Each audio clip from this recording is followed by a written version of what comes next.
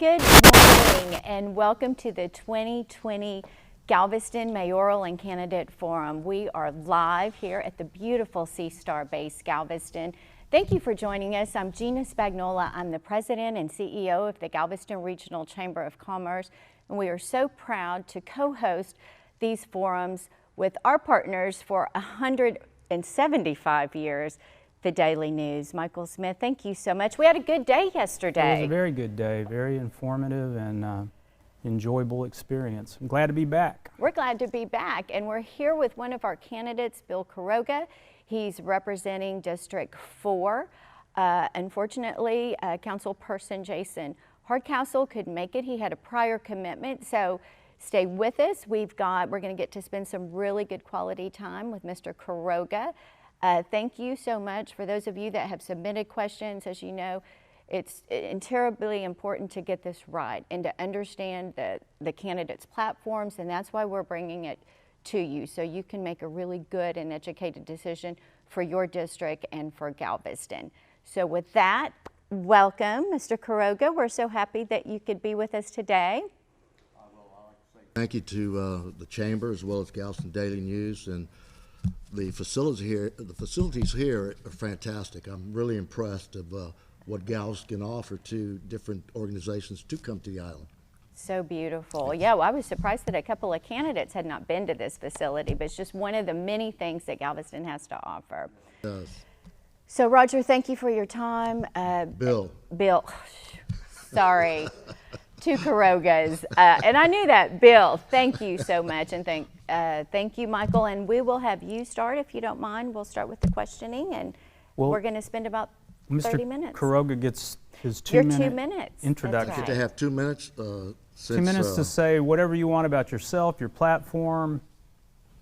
Okay. I have 2 minutes since my opponent's not here. Can I venture over since we have plenty of time, or?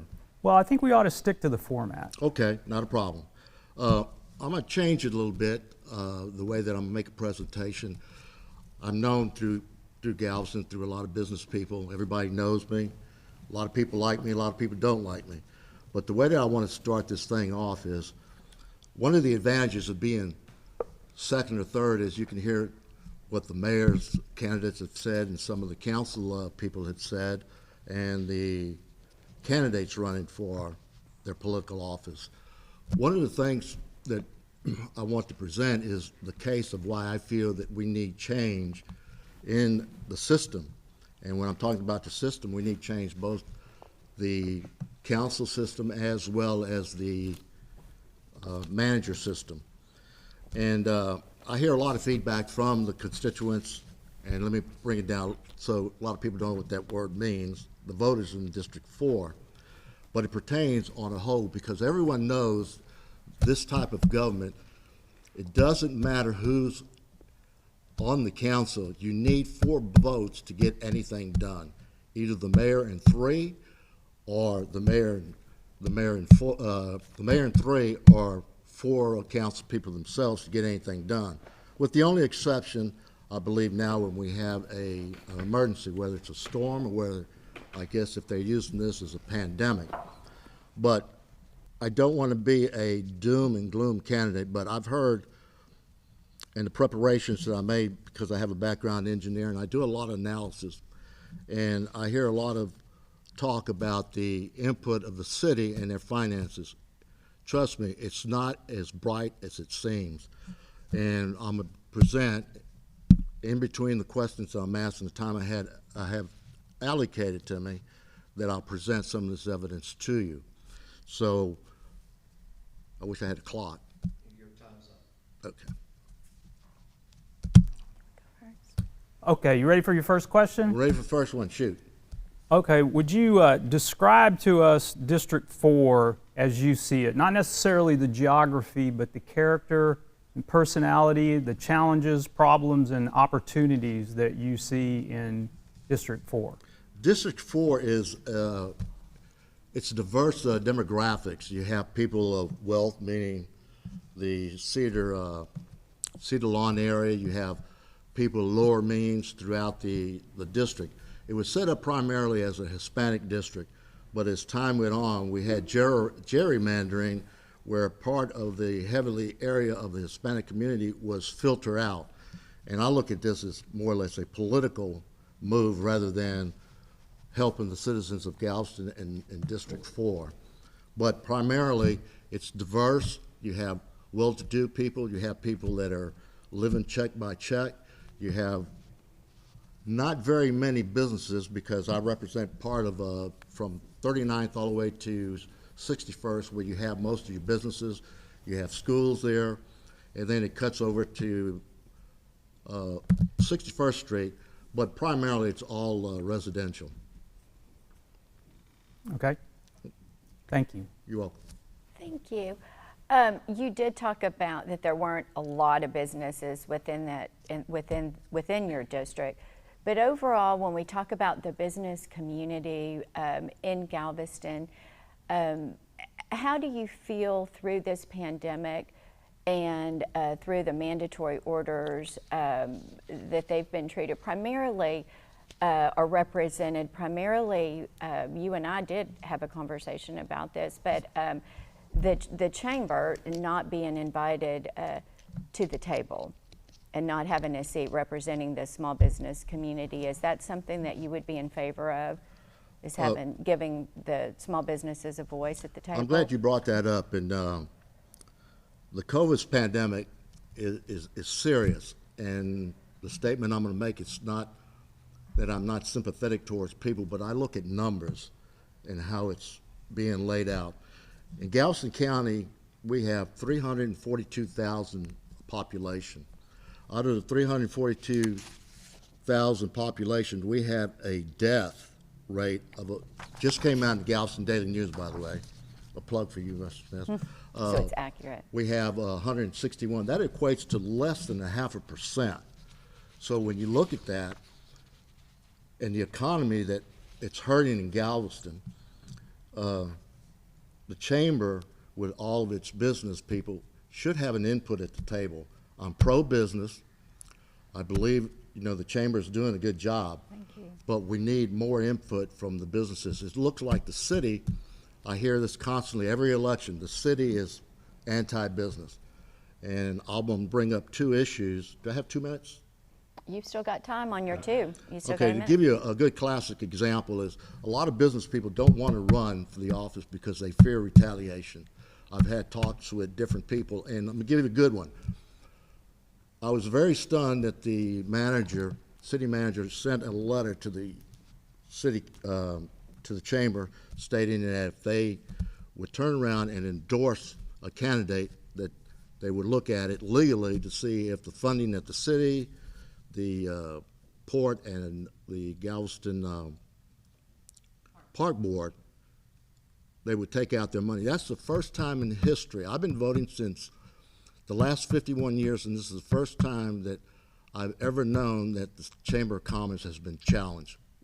My question is, why didn't they do it 2 years ago, 3 years ago, 4 years ago? And basically it boils down, it's all politics. Thank you, Mr. Kuroga.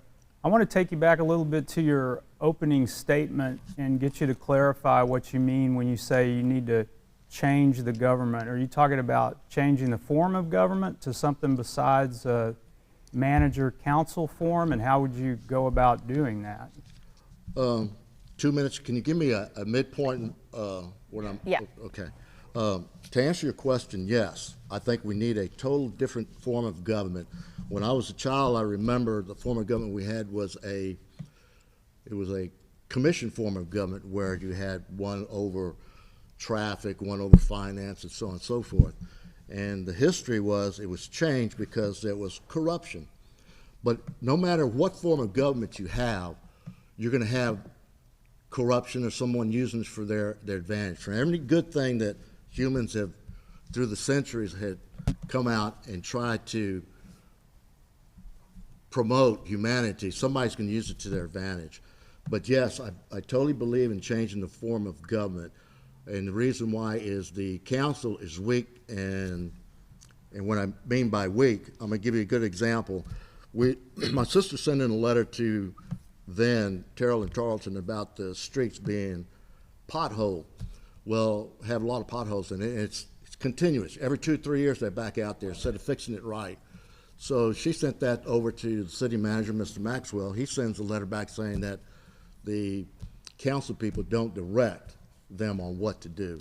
Now, I have letters, showing all that, because when I make a statement, I have all of the information I need, which is on record, whether it's a city government, whether it's from Galveston Daily News. If it's in print, it's free game. But yes, I would like to see the government change, and it's going to have to be one where the group and the citizens of Galveston need to come together and decide what form. The form we have presently now is sometimes, like I say, the council is kept in the dark. And I will elaborate on that a little bit later if the question comes up. Thank you. Oh, and we've lost our sign. mine? That's okay. You're good. We're going to keep on. That's embarrassing. Mr. Kroga, how, regarding the tourism industry, what is your position on the tourism industry and vacation rentals, short-term rentals? There's some controversy in that. Well, Talk a little bit about that. Tourism is one of the biggest industries we have here, and I support it because it supports a large tax base, the hot tax, as well as taxes being paid back to the city. I called Jeff Sostrom, who is the director of the economic development, to get some information of how we're doing. According to him, and I was amazed that the sales tax revenue is down 2%, which I thought was kind of small, but you're still generating quite a bit of sales tax revenue. The hot tax is down 25%. Again, a lot depends on the COVID. The COVID is something, again, that I like to go back to, is having less than a 0.5% death rate. And like I said, I'm not insensitive to the people that have died from COVID. I had my nephew 2 weeks ago. He passed away. So Oh, no, I'm sorry. not insensitive. But when it comes to the economic system that we need to support in Galveston, I believe we need to open up the city. You still have a minute. Okay? And the city needs to be opened up. Basically, everyone needs to get together. When you have an outreach like we have in the city government, it was done too soon, too fast, without the data being present. Like I say, having the background engineering, I look at data to prove, yes, we need to shut it down. No, we don't need to shut it down, because it is a impact, environmental, not only environmental impact, but also a economic impact to all the people that work here on the island. I'd like to just do a follow-up, if I could, with that 2%. Did Mr. Sostrom describe that 2% in that mainly that represents the big box stores that are here, the Home Depots, the academies, the places that were essential? Well, that doesn't necessarily represent the small businesses that are struggling to stay in business and are closing their businesses. And so it could be skewed somewhat because there are businesses that have thrived. Well, I'm during not the going to challenge pandemic. Mr. Sostrom on the numbers. Yeah, he no, gave it's not me. a challenge. I just wanted people to be aware that that is a representative of a lot of the bigger businesses. Well, how Mr. Sostrom collects his data, I don't know, but I sure would like to know. But 2% is not too bad of a hit. No. But that shows that a lot of people still going out, and it reflects the total economy to Galveston. Yes, sir. And doing the investigation, I'm impressed on the amount of monies that the city received. In the city of Galveston, the taxable properties are right about $6.4 billion. That's a lot of revenue to be taxed on. And I believe approximately 106 million of that is general obligation bonds that are being paid. So if you break it down, the amount of monies that we receive taxable property equates to $121,000 per capita. That means every man, woman, and child. As far as what I like to focus on is the general bonds, that equates to $2,000 per obligation, man, woman, and child in Galveston, which are staggering numbers. What's your assessment of city staffing? Are there too many, too few? Are they overpaid, underpaid? And be specific about which departments you think are overpaid or underpaid. Well, I'm going to answer your question this way. As a person that does analysis, I can't give you an exact number of too many people overpaid. I can give you some what people are talking about, but I cannot give a specific quote on this or that without looking at the data. Like I said, I look at data, then I can see what the budget, what are we paying our employees? Do we need to transfer money? Do we need to cut staff? That all depends on the needs assessment that I need or have the city manager give to help plan on the budget for the fiscal year.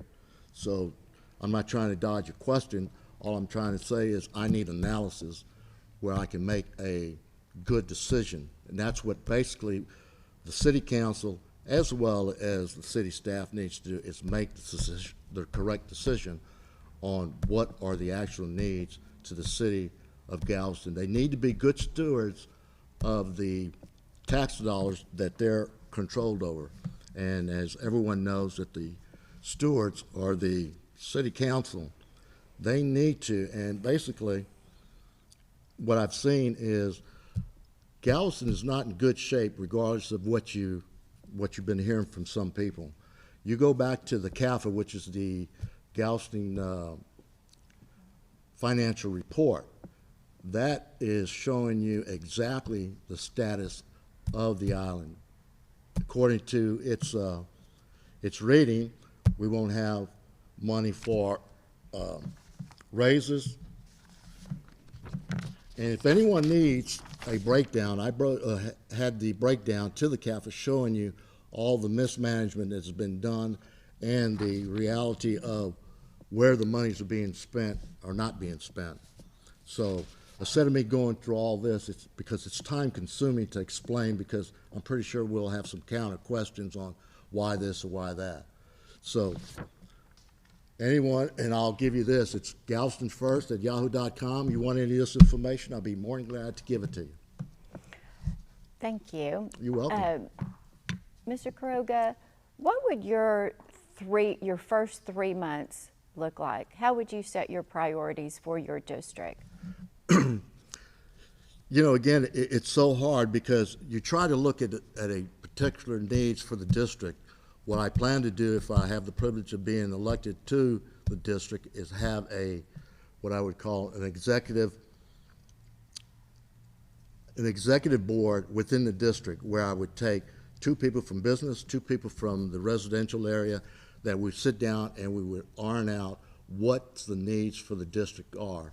But we also have to take in consideration the needs of the business and the finances of the business if we can support whatever needs need to be done within that district. Right now, what are you hearing from your district? What's their number one concern moving Well, forward? the biggest complaint is, again, finances. I wrote an article in the Galveston Daily News about the fiasco on 45th Street. Oh. And when I did my research on it, I asked for 2 things. Basically, I wanted to know, was there a feasibility study and what was the cost overruns? And at that time, I was presented with it. And anytime you have a cost overruns, what catches that is a feasibility study. That tells you they would have caught everything that needed to be repaired, and the economics could have been adjusted for that.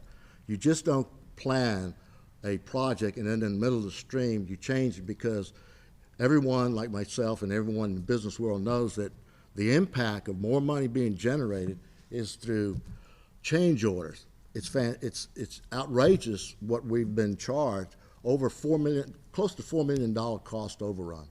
So I've been hearing a lot of that feedback. You know, we have a lawsuit. The Tom Thumb generated a lawsuit, and all they had to do was just go down there and talk to the owners to know what their needs are.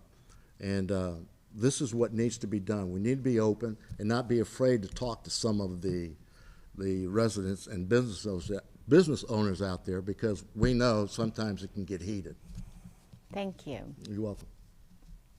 Mr. Kuroga, going back to some statements you made just a minute ago about the breakdown of the bond debt burden per capita, elaborate on that a little bit. Are you arguing that Galveston has too much bond debt and shouldn't take on any more?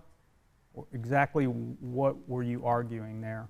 The argument is this. I believe in history, and what I'm saying is I look at the people that have been elected to the city. In 2016, there was an article that was written by Doug McLeod, and I elaborate on it by saying it's truth. And basically, what I'm leading up to is a lot of the propositions that were sent out, that was being proposed, was to benefit some of the council, and he used the words, giving them perks. Well, in saying that, you turn around and you look at the amount of monies we're spending. To get back to your question, we're in debt of $272 million. Per capita, that rounds off to right about almost right under $6,000 for every man, woman, child here. It should have been laid out a little bit, but spread out. But I have problems with the company that is doing a lot of these projects.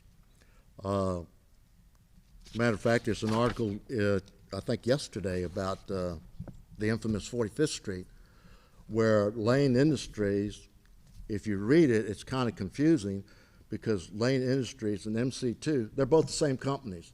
So they both had the responsibility of that project on 45th Street.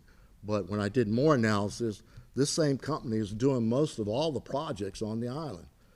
And if they were that bad on 45th Street, City Council or the staff itself should have raised up their hand saying, wait a minute, why is this company getting all the projects? Is that to tell me that somebody else cannot perform the same duties or do it at a cheaper cost?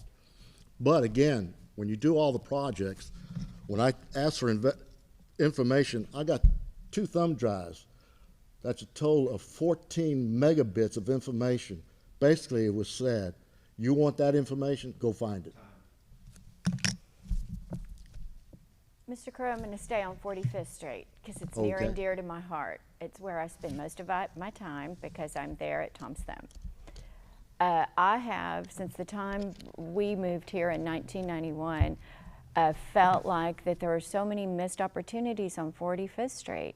I feel like it's just a diamond in the rough. Can you describe some ideas on how we sort of bring back that area to life? Because it's just such a jewel, and that's where a neighborhood, it's this phenomenal neighborhood within that. And I'm there all the time, every weekend. But could you share some thoughts about future small businesses moving in there? Sure. On 45th Street, the old Garland's or Arlen's, what it used to be, I think it was Garland's. That's a nice piece of property that can be developed. Again, 45th Street is, I guess you would rate it as light commercial, but you're limited on what you can do in certain sections of that. I would have to go back to the committee that I want to form. Hey, what can we do here? What are your ideas?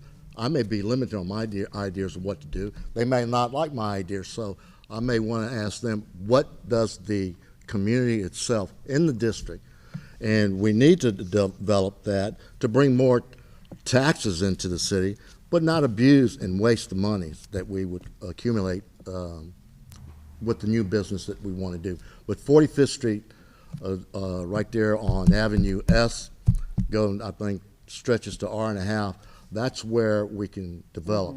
And I believe that's owned by the Martini family. I think it's out of litigation now.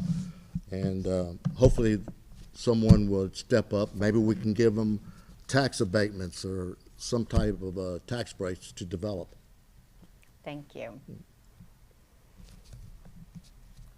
Not to ride this horse all day, but getting back to the bond debt. So, I think it's pretty widely accepted that Galveston has a lot of capital improvement needs, maybe more than your average city.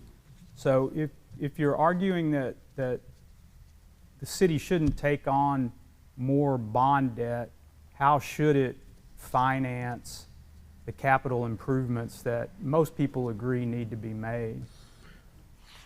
Based on what the numbers I threw out, Galveston having assessed taxes in Galveston of close to like I said, 6.4, 6.3 billion right in there. We have enough money, I believe, to assess what we need as far as the city of Galveston for so long, because whatever reasons, we have not been able to do the repairs to our infrastructure. It's going to be very hard to control flooding. We have subsidence.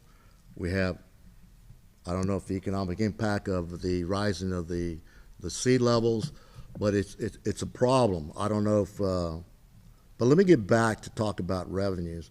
We have the money. It's just not being appropriated properly. When you have cost overruns, every one of the jobs, Mr. Smith, that I've looked at have cost overruns. And you need feasibility studies. I'd rather pay in 45th Street, let's say it's somewhere estimated of $12 million. I'd much rather pay $700,000 for feasibility study than $4 million. You can see the difference. Same thing happened on Market Street. You had a major project there, and everybody that's born and raised in Galveston knew that they had tracks underneath there, so they had to stop that. They had to reassess it. And here we go, more monies because of change orders. So we have the money, it's just poor planning.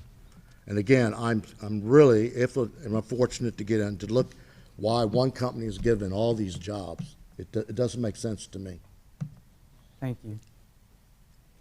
Mr. Quiroga, what issues or opportunities regarding the Port of Galveston and Pelican Island would you make priorities? Pelican Island, and this is something that the city really needs to look at in conjunction with the navigation district. That bridge is on its last leg.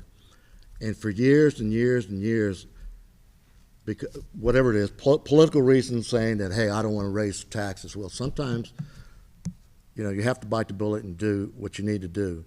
But the people that absorb that revenues to build that bridge is from 1st Street all the way, I believe, to 109th Street. It should have been changed. We should have people that are on that board, and to me, it's a silent majority of the people that get on there. But that's another story. I don't really want to get into it. But the city needs to be aware simply because we receive tax revenues from that port. The businesses that are out there pay taxes, and so on and so forth. If that bridge was collapsed or we have major damage due to a storm, we're going to have problems. Mm-hmm. They should be thinking right now, thinking right now of building a ferry landing on the other side so that we can have, in case something happens, because we're in the peak of storm season. Excuse me for my list, I have a bad tooth. Okay. So I would say to the city, you need to get revenue somehow to put, just in case, whether we use it or not, it'll save a lot of headaches down the road if we get a major storm. What about the port? The port is an asset to the city. And on my closing statements, I'll get to my point about an idea of changing government because it's a drastic change. But again, people say you can't do it. Well, hell, President Trump, they said he wouldn't win. Look, he got in there. So that's an analogy. I'm not saying I promote the man, but anyway, the port is an asset. When there were plans, and what hurts the port is the 100 acres that the Port of Houston has gotten. That was sold by George Mitchell to the port, and it's an obstruction, and I believe that I would go to the port and try to work, Port of Houston, try to work a deal to take over that land, and I'm pretty sure they're going to want a healthy sum, but it needs to be developed. It can bring more jobs, what we need. We need higher paying jobs, and I have nothing against the hospitality industry, but they're not higher. Their amount of revenue per individual is very low. Thank you. But in the meanwhile, if I can answer a question quick, I want to come back to it. Sure. Kind of following on that question, do you believe the Port of Galveston should contribute money toward the project to replace the Pelican Island Bridge? I think we need to look at all options. We need to look at the city. We need to look at the state. I believe that the navigation district is falling behind where they're a taxing entity. And, I'm very conservative when it comes to spending money and taxation. What needs to be done is they need to get off the couch and more or less spread the wealth out to get the revenue they need to go ahead and finance another bridge. And what I'm saying, it should be spread throughout the county because everyone in the county uses that bridge to get to Pelican Island. So they need to expand the tax base because they are a taxing entity. What the legal bounds and means are to it, I'll have to research to get back and give you a better answer on that. But it needs to be done because that bridge is not going to cost no $91 million. I helped, my last major project was a project and rail system between Victoria, Texas, Rosenberg, Texas, and that was close to $300 million. So you're looking at over $200 million for that project. And yes, we do need rail, and I think it can be expanded. Now, Houston Port, I believe there were some negotiations where they cut 2 or 3 canals to bring container ships in and ship them out. I totally disagree with the county getting involved to get investors to offset that cost because that will create other problems. I think if we can solve it here through the navigation district, the city of Galveston, the port, that we should go ahead and take that burden on. Thank you. You're welcome. How should, in your opinion, how should our committees be appointed to particular boards, i.e. the port, the arts, tourism? In your opinion, should you bring some sort of experience into those positions? Or do you think that the current appointments by council and mayors are appropriate? Well, I believe most of the boards that are selected should be people that know something about the business. If it's dealing with parks, they should know something about parks. If it's dealing with entertainment, they should be dealing with people that know about entertainment. Port, the same thing. They should all have some kind of background. That would be the first thing that I would look at is what do they bring to the table as far as their knowledge into the business. Yes. That's what they need to do. The Port of Galveston as well as the Park Board, they're political footballs.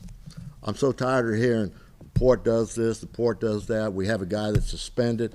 We need to be cognizant of who we select to put on boards, not for political reasons, but for what is best for the island. That's what we need to look at. Politics needs to be thrown out. And that's how I feel about the boards. We need people that are going to be knowledgeable about that particular area. Thank you. Mr. Kroga, this is a question that a lot of our readers asked. It's kind of a combination of a bunch of different questions from readers. Do you support construction of a ring levee or similar structure that the U.S. Army Corps of Engineers says is essential to the function of a coastal spine storm surge barrier? And if you don't support the ring levee, what are you willing to do to make Galveston more resilient to hurricane, storm threats, and sea level rise? Well, I'm going to give you a short answer on that. Do I support some kind of a barrier? Yes. Can I tell you, excuse me, right now I don't have all the information. As that project needs to be, again, basically it's going to be foot and bill, the tremendous cost not only to the feds, but to the state as well as to the city and everybody else. Do we need to get industry? Because, up the channel, you got some of the biggest plants. Exxon is one of the biggest plants in the country, and they will be affected. So to give you a quick answer, yes, I'm supporting of it, but I need to do more data, more analysis and talk with the Corps of Engineers to see what they're doing. And again, it's going to be highly political. We're in a budgetary crunch throughout the country because of this COVID-19. So I can't give you a flat answer of yes, no, other than I do support the system that we need a levy because we do. Now, as far as everything else, we live on a barrier island, and each storm, as everyone knows, is different. I was here during Carla. Carla was really not that bad until the tornadoes went through the center of the island. You had, let's go fast forward, we had Ike. Ike was really nothing. I stayed here on the island. What hurt Ike was the eye coming through 45 going all the way to Houston in the backwater. So that's what hurt there. This last storm, and I'm glad I'm talking about this, is we're not prepared. And the reason I'm saying that is because I've been a safety engineer for 12 years. I've written many plans, safety plans, hurricane evaluation plans. And I'm going to give you a good example. As I was riding around the when you issue an evacuation order, you should let the businesses know because many of my employees took off. So instead of me boarding up my business, I just left it alone and rolled the dice. And luckily, it didn't come this way, and I thank God for that. But I think it you're at wasn't your done properly. time on that question. Excuse me? I think you're at your time on that question. Time up? You're at your time, but I'll follow up because I think it's extremely important to know your stance. I'll follow up with, do you support the A&M's recommendation of the coastal barrier? Do you support the ring levy in particular, or both? Well, again, I'm going to bring that right up and short. I don't know what the proposal for Texas A&M. It's the Ike Dike that's been around, the Ike Dike, the coastal. And I just don't know that much about the barrier itself. So I can't give you, without looking, because running for this office, I did so much research to prepare myself. That's just one thing that I'm not really looking into because it's so far in the future. And it's the amount of revenue that's going to have to be given to, that we have to get from the feds to make that a reality. So I had really not looked into that. But as far as preparedness of the island for storms, we're lacking. I rode around the island right there on 25th and O&a-half. You have a building that has scaffolds that's 3 foot tall. If that storm would have came here and we would have got the east end of the storm, that thing would have been projectiles blown all over the place. Then you had trees that were cut down. It was all out in the street. You have contractors that need to secure plywood, need to secure 2x4s. Those are projectiles that can really hurt and damage a lot of property and human life. So I was not really impressed. I don't know whatever happened. If they did activate the emergency management office, where it should have been, once a storm hits the Gulf, that should have been activated, and the mayor or mayor pro tem should be given all that data to make those decisions. But to make a decision at 6 o'clock in the morning is not the way to go. And having people that on the buses to get him off the island, and I'm going to be devil's advocate. It's a very hard decision to make because you're looking at thousands, if not hundreds of thousands of dollars being wasted. Thank you. Mr. Quiroga, how would you rate the city's management of large events, the official events and the unofficial events that bring lots of people to Galveston over a short amount of time? If you think that management needs to be improved, what would that improvement entail? Well, the controversy I hear a lot out there is Mardi Gras. Mardi Gras, there's 2 business people down there going back and forth, and I really haven't got into that issue. But as far as maintaining Mardi Gras, in my opinion, we are an island that supports tourism. It's only a week, 4 days. You have the bike rally, and I heard the other day that it brings in over $100 million, which is fine. We need that boost. And the businesses in Galveston needs that boost because it's only a seasonal item. If you do not make your money during the summery openness of the beach and all, you're going to lose out if we don't have these events.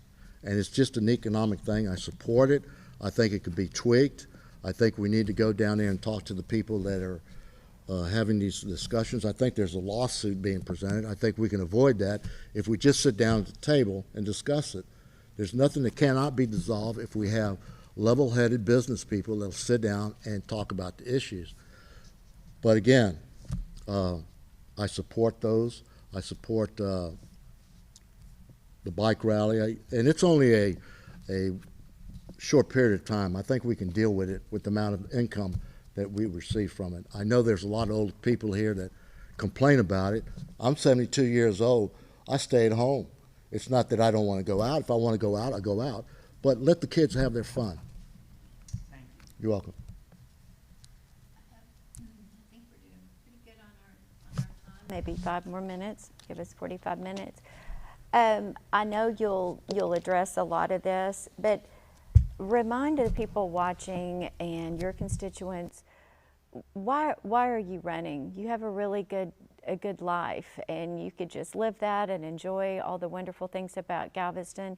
What are the things that keep you up at night that you worry about regarding Galveston and our future? There's a lot of things. Galveston Island, and I remember one time that I'm sure everybody heard this story about Mr. George Mitchell. He told me, Bill, if you make it here, you can make it anywhere. And that's God's honest truth. And it's very hard, and one of the obstacles that I've seen over the years, many people, like I said, don't want to participate in government because of the politics that is involved, whether it's park board, whether it's the port, or any board. It's all politics, and we need to get away from that. We need to decide what is good for the economy for Galveston. What can we do for all demographics in Galveston? All social and economic people that live on the island. There's some people that are well off, and there's some people that are not. We still have an issue of the homeless that are out there. I go to the donut shop down on 21st Street, and there's homeless people sitting out there, and it's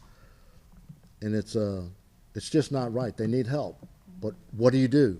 I offered to buy a gentleman something to eat. I never refused anyone. But he didn't want it. He'd rather have money for buying cigarettes and alcohol, and I refused to do that. But Galveston needs people that are going to come up to the plate, and sometimes it's hard decisions to make because of the politics and because of favoritism. And there is favoritism. I've seen it. So I wasn't going to do this until people started talking, hey, we need somebody to stand up for us. Of course, I said, well, why don't you do it? You're a business guy. And it comes back to this, and I agree with them. They'll retaliate against me. And that's true. I'm going to give you my own experience. Everybody knows I have a hamburger joint called Charlie's Burgers. I made a criticism to the mayor and the city manager at one time, and 2 days later, I had the fire department, I had the electrical inspector, I had plumbing inspector all come out, and I knew all the gentlemen. And I said, come on in, guys. I keep everything top shelf. And, of course, they apologize for it, but that's something you guys don't hear, but it's true. I've said this to a lot of people, and that's one of the reasons why they don't. I mean, we all have our differences, but we need to sit down and discuss them. Excuse me? I think you're at the end of your time for that okay. question. Sorry about that. Thank you. That's all right. Here's a question also from readers. What can or should the city do to help promote creation of middle income or workforce housing on the island?